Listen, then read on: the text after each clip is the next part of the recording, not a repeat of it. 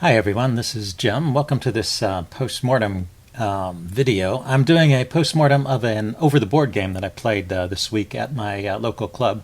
So this was played at a slightly unusual time control. Normally our time control at the club is a game in 2 hours. But we're doing a special tournament where you play two games each night and you switch colors between. So you play two games against the same opponent. Once with white and once with black, and so the time control is cut in half. So this is game in an hour, so each side gets an hour plus a 5-second delay per move. So it's a faster time control than we are used to. And my opponent is slightly higher rated than me, but we're pretty comparable in strength, I guess. But there was one extra factor, which is she hadn't played in a couple of months and was a little bit rusty. So keep that in mind. She kicks off with e4, and I played c5, the Sicilian defense. And now she goes knight c3. So a very interesting and flexible move. This can transpose into various lines in the open Sicilian. It can indicate closed Sicilian. But at the club level where I play, the most common use of this move is to prepare the Grand Prix attack with f4. So that's kind of what I was expecting here. I play knight c6, which is... there's a standard setup against the Grand Prix attack. You can go with the knight here and fianchetto this bishop, place this pawn on e6, and just kind of clamp down. This knight comes to e7, and you really clamp down on that f5 push. So that's a kind of a standard way to play. But my opponent plays g3 here. So also another flexible and interesting move. This could still be preparing f4, so the intent could be to play a Grand Prix attack, or this could be just a way to transpose or go into a closed Sicilian with bishop to g2 and pawn to d3. So the possibilities are still there, and I have to keep all of this in mind. I go with d6 so that I can play the move knight to f6 without worrying about this pawn push. And now d3 is played, so this looks like a closed Sicilian at this point. I go knight f6 and bishop g2. And right here, I still think, and in fact it's one of the ideas of the closed Sicilian as well, to prepare this pawn push to f4 and still engage in a kingside attack. It's just a little bit slower than the Grand Prix attack to do it this way, but it can still be quite dangerous. And so I was thinking of trying something different here. I really don't have a setup that I play against this closed Sicilian, so I don't have a great plan. But I guess usually what I do is I go ahead and fianchetto the bishop and go for play along the queen side, and I think that's a very valid plan. But I wanted to try something different, because you kind of have to sit here and suffer sometimes in that kind of plan where you're just waiting for these pawns to march forward and disrupt your king side. I thought, well, maybe I could get another pawn in the center here and maybe slow down or be prepared to exchange off these pawns as they march forward, and it might buy me some time on the king side. So I went with this e5 move, and it's an interesting way to play. It's not a bad move, it's just a different way of playing. I am creating a dark squared pawn structure, so I am blocking in my own dark squared bishop, so that's something to keep in mind. But, well, I've got a little more space in the center, and I always have the idea of trading off these pawns as they push forward. Now, the main move, I looked it up in the opening book, the main move here is knight ge2 to prepare f4. But she played f4 immediately. And so now I had to stop and think. This looked a little bit loosening to me. I don't think there's anything wrong with it at this point, but maybe I get a little bit of activity, because there are all these light squares here, and I have this light squared bishop, and I can immediately bring it out to g4 with the tempo. So I did that, and what I was thinking was that the knight would come to f3, and then I could jump in here attacking the pinned knight, and I thought that would be a good play for me. But, well, she went with knight ge2. And that kind of made me stop and think once again. If the bishop is just sitting here, and then white gets to kick it back with the h3 pawn push, it doesn't have anything better to do than just to retreat, probably. Then I've just lost some time here, and I've even helped out white with her plan of expanding on the king side and going for a king side attack. So so I had to really stop and think here. But I did notice something about this position, which is that these pawn pushes have created some weaknesses. There's like some openings in black's position. Particularly, I was looking at the f3 square, but I just wanted to point out that all of these pawns behind, all of these squares behind the pawns are potentially somewhat weak. While I'm talking about this position, I kind of wanted to relate this video to a video I did recently on the middle game about planning and strategy, because this brings up a couple of points. I've been making short-term plans, trying to take advantage of what my opponent has done, and I think that's what a lot of planning and strategy is about. There is no real long-term strategy at this point. We're just kind of playing those preliminary moves and trying to set up positions and see how the position unfolds. But as the position changes, and particularly these pawns come forward creating weaknesses, this is the kind of thing that gives you ideas for plans. And so there's this idea forming to take advantage of these weaknesses left behind by these pawn advances. And so I play the move knight d4. This is also played just to immediately to try and justify the position of the bishop and not to lose time by retreating it. And now she kicks the bishop. And here's the idea. I can actually drop the bishop into the f3 square and trade it off for this bishop. Now you might think this is a funny exchange because this bishop is, in principle, this is the bad bishop. It's locked behind these pawns, and my bishop, the one that I'm left with, is my bad bishop because I'm locked in behind these pawns. But I have the idea in playing this structure that this bishop is not going to be a bad bishop forever. I'm going to be pushing these pawns forward or finding some other way to get this dark squared bishop into the game. So I'm not content with having a permanently bad bishop and giving away my good bishop. My idea here is rather that her bishop, this light squared bishop, is going to become a strong piece eventually as these pawns come forward, and I'd much rather trade off my bishop for that than for this knight here.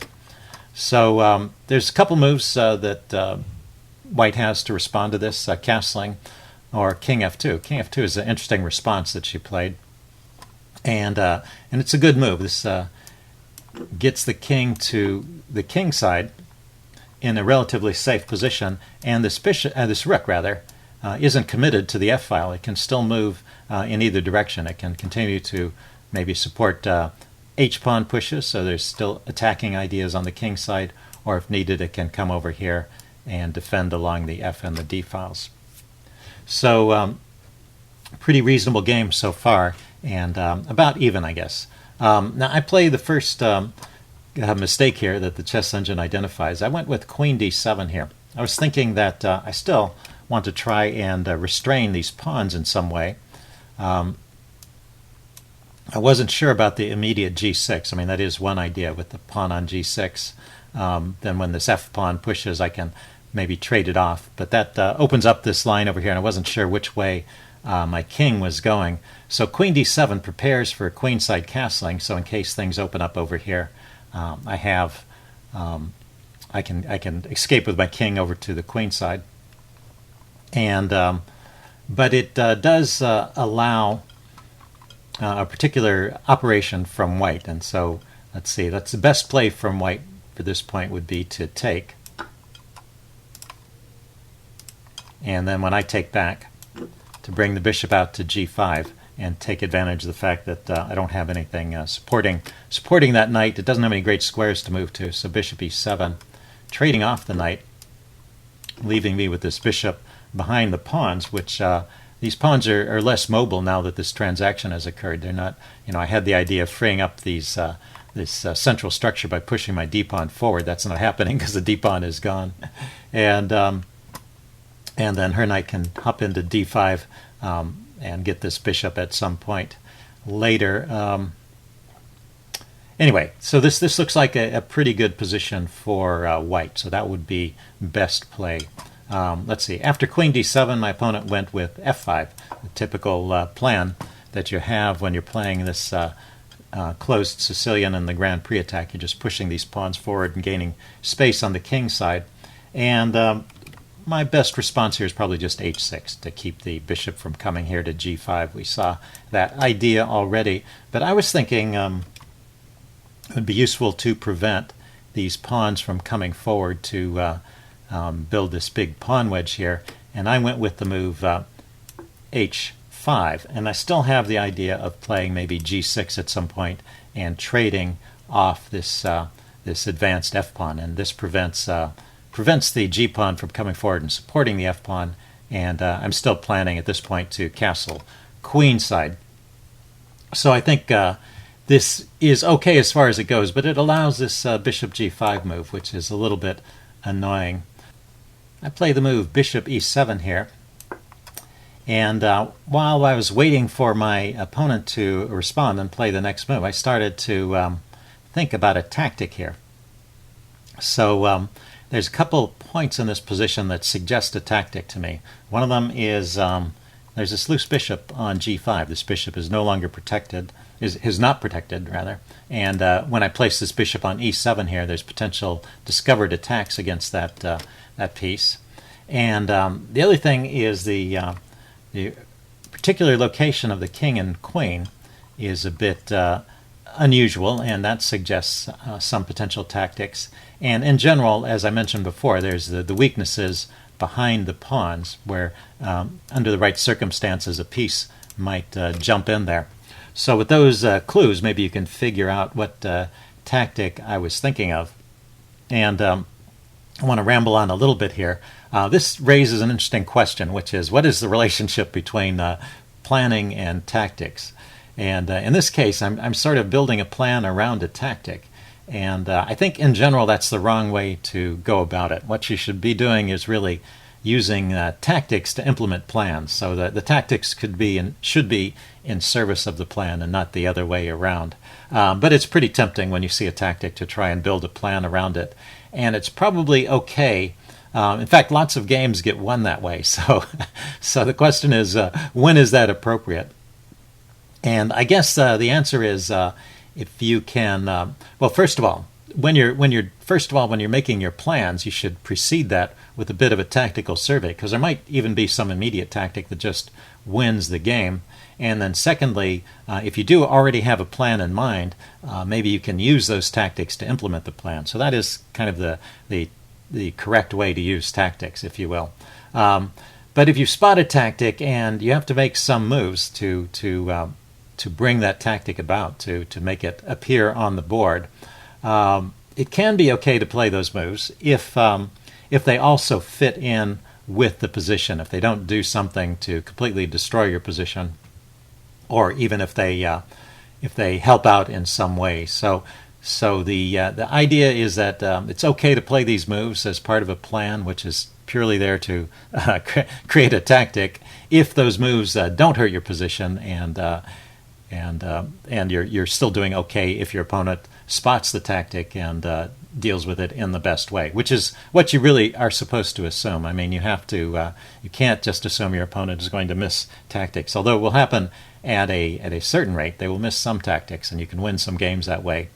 So you're kind of playing the odds a little bit, but you have to make sure that your opponent's best response still leaves you in a decent position. So anyway, I was really just thinking about the tactic at this point and wondering about how I could bring it about.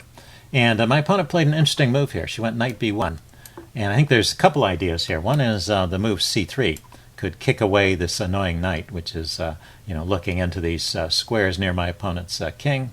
And also this knight can reroute over here to the king side from this square. It could also have come forward from c3. That would have been the other route, and probably a little more direct. So I think this move, knight b1, is a bit slow, but it's interesting, and it's not bad. But the chess engine wants to, once again, the best play here is to take the knight off and go for a position like this. Bishop takes, knight d5, castles queenside, and then starting a queenside attack with a4. That's how the chess engine wants to play this position. But knight b1 is an interesting move. And now I make a move that's in service of this tactic that I had spotted, and that move is d5. And so this is, like I said, I'm playing a move just to create a tactic. But also this move has some justification from the position as well, because it's trying to weaken this diagonal that's pointing to my opponent's king, and so that's a useful thing to do, and it opens up some squares for this bishop. So this is an okay move, and maybe one of the better moves in the position. But anyway, my opponent here could have played c3, kicked the knight back. That would have been okay. She went with knight d2, and now I continue with my idea of setting up the tactic. D takes e4. I wasn't sure if she was going to take back with the pawn or the knight, but she took back with the pawn, which is fine. And now I play the tactic. So this is your tactics quiz here. What tactic have I been thinking about all this time, and what's the move that I play in this position? Okay, yeah, pause the video if you want some time to think about it. I'm going to give the answer away. I played the move knight to d5, placing the knight on a square where it can just be taken. And now I have to criticize myself at this point. I calculated what I considered the two critical variations, but there were several other variations that I didn't calculate, which would have been okay for white. So this tactic does not win. With best play, it's still just an even game. So the two lines I calculated were, first of all, if she takes the knight, then I can take the pawn with check, the king moves, and the king has to stay in touch with the rook, and then I can grab the bishop. So it's taking advantage of that loose bishop, and I've just won a pawn, basically. And plus I've got a great position here now with the king kicked over to the side and my pieces all getting active. So that would be winning. And then the second capture that I calculated was bishop takes e7, and that's maybe the main idea of the tactic. After the bishop takes on e7, I don't recapture, but I hop in with the knight to the e3 square, forking the king and the queen, and taking advantage, as I said, of the weakened squares behind the enemy lines. So that would win as well. But there are a couple of other captures that I didn't consider in this position, which are kind of interesting. So I guess the point is that that white is not obliged to take either the knight or the bishop, and there are other moves that white can play here. So she could have played this funny move c4. This is suggested by the engine, leaving the bishop hanging but attacking my knight with another pawn. When I take the bishop, take this knight, so that I don't have the knight hopping into d3. So anyway, that's one way to play it. And this position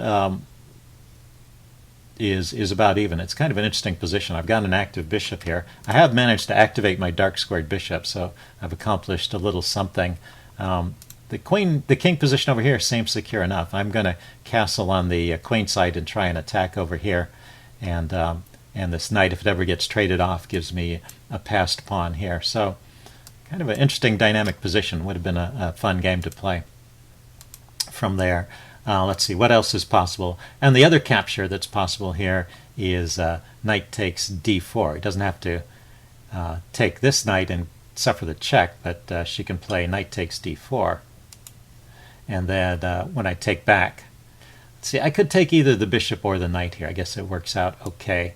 But the idea is to then grab the knight. And then when I take back with check, this doesn't work anymore. The idea of taking back with check, because the queen can interpose, and if I trade queens, the knight comes forward and defends the bishop. So I actually have to just take the bishop here.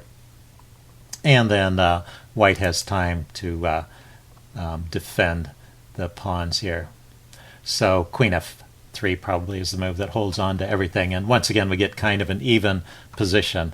But anyway, in the game, keeping in mind that it was played at a fast time control and my opponent was somewhat rusty, she went with the bishop takes e7 move, and I played knight here. And then she resigned. So that was the end of the game. But I thought, well, there was an interesting point about the relationship between planning and strategy and a cute tactic. Anyway, I hope you guys enjoyed this video. Leave any comments you have in the section below, and I will see you again soon. Bye.